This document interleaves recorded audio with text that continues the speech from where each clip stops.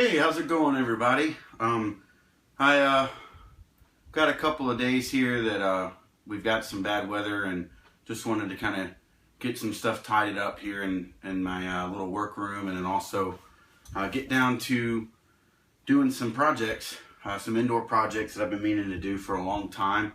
And as I was going through my drawer of stuff and trying to figure out what I wanted to do, I stumbled across something that I completely forgot I had. I know it's really bad that I forgot I had this, but I did. So I actually had already gotten started on it the night before, so a good portion of it's already finished, but I'll kind of rewind it in a different way and just use some different materials to show you how I went about doing it. This is just going to be a really quick video, like a how-to video, but I put a new patch on my waxed canvas bag. So I'm going to show you how I managed to do that. It is a leather patch, and it did not have any holes already stamped into it. It just had the guide where you can use the tool to carve out the leather to where the stitching holes would be. So it is a hand carved patch, leather patch, and so it's something I meant to do when I ordered it last year and got it in, and I put it in the drawer. Who knows why, and so I'm just not getting around to it. But let me change the camera angle up, and I'll show you what I did. Here's my pack. It's a Frost River Isle Royale, and the patch that I bought was the I'm pretty sure it's Adventure Sworn. Not all those who wander are lost, and he actually hand carves these. Wet forms them or wets them and carves them, and it's just a beautiful patch, and I thought it would just be absolutely beautiful on my pack when I ordered it, and I just never got around to doing it. So I can already tell that by doing this, it is on just a little crooked, but I think it adds character. I don't care that it's not absolutely perfect. It makes it look better because I did this, and I was the one that stitched this on there. So I've already actually gone all the way around it, and I'm on my way back, working back around it. So I will use a scrap piece of leather to imitate this and get you up to snuff as to how I got this far, and then I'll pick up and show you what I'm doing to go back around. For all intents and purposes, let's pretend that this is a leather patch that I want to use. So let's just say, just cut out a little rough circle here. Won't be perfect.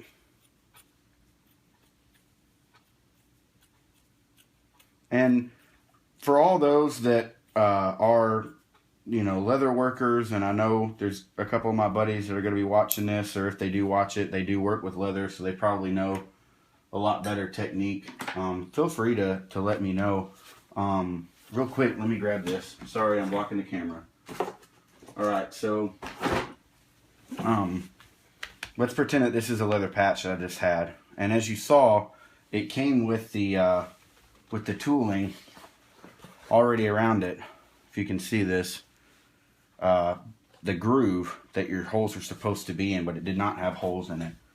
So unlike a regular woven patch or a cloth patch, a lot of these just have a big enough trim and border around them that you can sew into them, and you don't have to poke holes in them because the needle will go through these easily enough by themselves. So with that one, I had to poke holes in it, and at first I had a couple of options that I wanted to try it with. So I have some bigger gauged, heavier duty needles here, and I also have this awl or ice pick.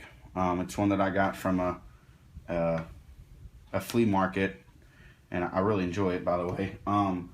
And the first hole that I punched in it, I used this because that patch is pretty thick, and since it's been tooled, it's harder. It's not as supple as like this thin leather is. And so at first, all I did was just put it here and hit it with my mallet, and boom, I poked a hole in it. And I wasn't thinking, and went ahead and poked a big enough hole in it, because this tapers and gets bigger, to put this needle all the way through it. Or I actually had a lot bigger needle. And anyways, it put a monster hole in the patch, and I was like, great, I've already ruined this, because I didn't think it through. So the next one around, I went with this smaller needle here. Initially, I used a lot bigger needle. I used a cell needle because I wasn't sure how hard it would be to poke through the wax canvas and the leather. But I realized that upon using the cell needle to poke holes, or the awl or ice pick here, the holes were so big that I felt like it wouldn't get it wouldn't be structurally, sound as far as stitching around it. So, I mean, I'm thinking way too far into this, but I just wanted it to look nice, and I wanted it to be one of those things. It's going to take some time, so I only wanted to have to do it once. So, I went with these smaller needles, and it's worked just fine. So, all I did was, after the first mistake in that hole, I basically just take one of these needles, and if you get a big enough one, you'll be fine. But you just go through and punch it in, and then just make sure that you can push your needle all the way through it. And then I do it on the front side, and I do it on the back side. And that way I know for sure when I'm going around and stitching, oh, I lost my hole. There it is. That way when I'm going around stitching, I know for sure that this needle will pass through this leather, no problem. Because that's going to be the hardest thing. And since it didn't have holes in it, this is something I had to do anyways. So I went all the way around like that. And then it actually came time to sew this bad boy up. My problem was my patch was just moving all around everywhere. I would try to pass it through this first hole here and go through the second one, and the patch would turn crooked. And it did it anyways. It's like I said, it's a little bit crooked, but I don't mind it. It's just a patch. But I reached out to a buddy that I know does some leather working, Jeff Courtney, and he said just something that completely went over my head. I didn't even think to do. He's like, use safety pins or bobby pins to hold it down. So I had one safety pin that I could find, but it was really small, and it just wasn't holding it down really well. So what I ended up doing was I took some of these bobby pins, and if I started here, I put a bobby pin in this hole and put it through the wax canvas, and then bent it over on itself so that it held it tight. And then I put another one here, and I just worked it around. And then once I got too close to that bobby pin, took it out, moved this one here, moved the other one over there. And eventually, after I went all the way around, you don't have to worry about it anymore. So that's where we're at right now. And I just did a simple, I think it's called a blanket stitch, just an over-under stitch. And when you do it, you'll see that if you go through the first time that you're going to push the needle through the canvas, you want to come from underneath so that your knot on your thread is underneath and it's not sticking out here on the top. So you go underneath, and when you come out, you'll go over to the next hole and go down underneath. And then you'll have to come back out, and that's kind of the tricky part that you've got to just kind of look for. And what I did is I would barely poke the needle right in front of my next hole on the outside of the patch, and then just, hand-eye coordination, kind of move it to where I would find the hole. And sometimes I would poke the needle through the canvas where the previous stitch was, trying to follow the circle pattern, and then I would physically lift up the patch and put the needle through the leather. I don't sew all the time. There's probably, like I said, some of you that do this a lot more than I do, and you're really good at it. But this is what it looks like so far on the bag. And then on the underside, at least with my Frost River, you've got like what they call a map pocket right here. Let's see if I can turn this around. I still have thread in this, so I don't want to get it all tangled, but you've got a map pocket right here. So you don't want to sew through that because you still want to be able to use this. So you just make sure that you lift it up out of the way, and then this is what it looks like underneath. So once you go all the way around it, every hole in, out, in, out, in, out, and you come to the final hole, you'll notice that every other group of holes has a stitch on the outside and a stitch on the underside. You could probably leave it that way, but it wouldn't be that strong in my opinion. So once you hit the last hole, you want to go back and do the opposite of the previous stitch, which you'll have to, because if your last hole you poke through and came from the underside, the next hole you'll go back and poke through the previous hole and come out. And what it does is it eventually fills up all your holes to where you have a loop over all of them. And so that's what I'm at right now. Alright, so I realized I forgot to share this with you, but the easiest way that I found to do it is just to put the bottom of your pack, take all the stuff out of it, put the bottom of the pack on your stump or whatever you're using, just so that it's right here between your legs, and you can manipulate the pack a lot easier. Because when you're pulling this through, and I'm sure it's like this with anything, unless it's just like a simple haversack with only, you know, one strap or one thing that's hanging off, this thread is getting caught on everything. I mean, every little ring, every little tie out, every little thing. So having it right here next to you, it's a lot easier to manipulate. And what I've kind of found is after I either poke through the patch or poke down below it to go out the bottom, after I pull it through a little bit, I just put the needle in between my teeth so that it keeps it from getting tangled or whatever out of the way.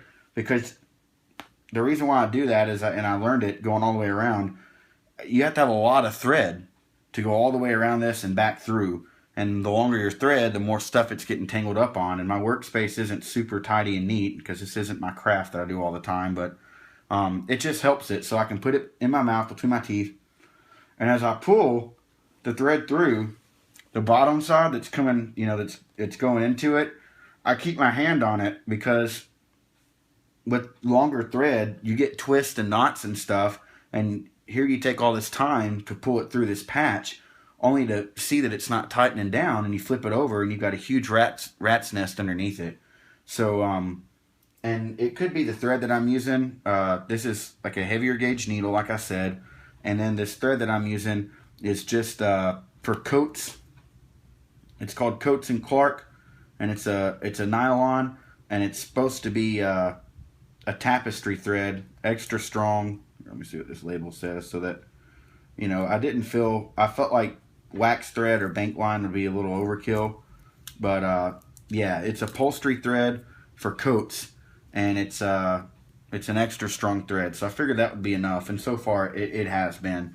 And it's, you know, it's a really good color, a really good brown color, so it blends in really well, but it does tangle a lot. So I'll just keep it here in my mouth, the needle, and as I pull it through, I try to pull the slack off to the side away from everything so that it's just hanging loosely.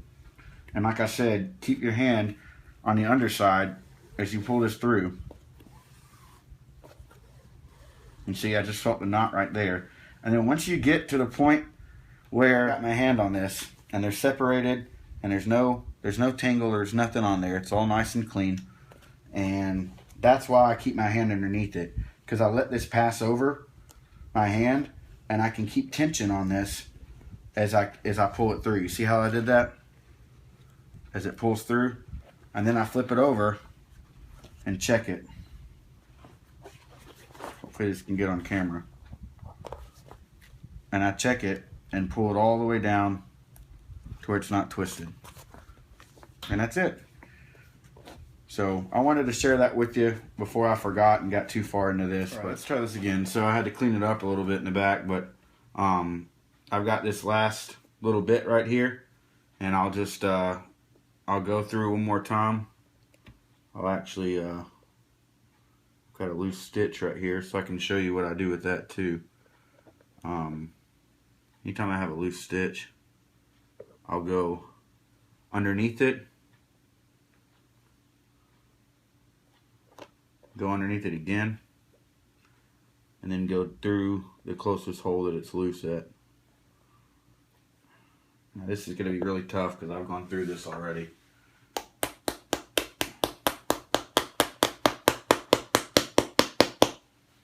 Just hit it down with something. Okay. watch this. It'll pull that loose stitch tight. See? Nice and tight. Nothing loose. So I've gone through this a couple of times, in and out the back. And there's my original knot. And now I'll just go underneath my original knot. Just poke myself. It's super tight, which is good. And then as I'm pulling it, just come back through it.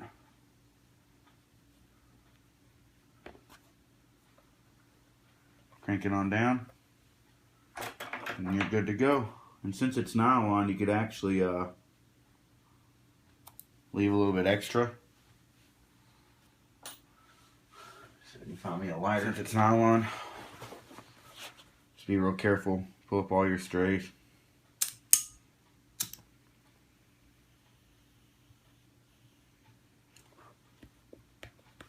Smush them all down real good.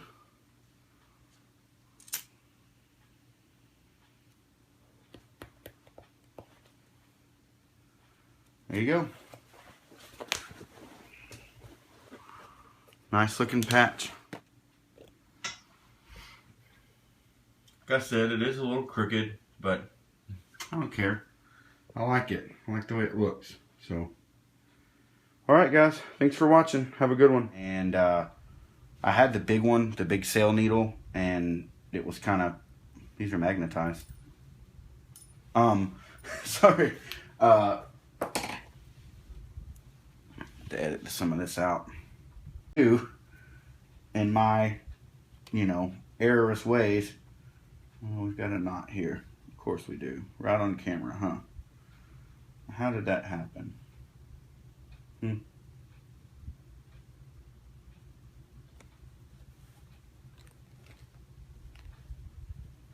because I'm grabbing the wrong two, aren't I?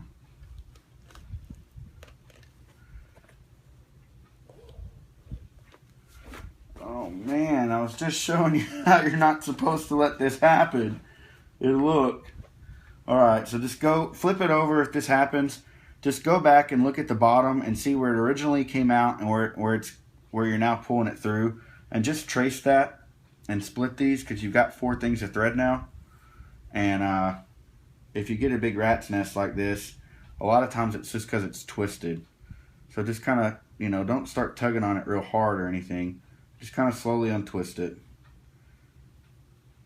And unless you actually looped it over, see, there it goes.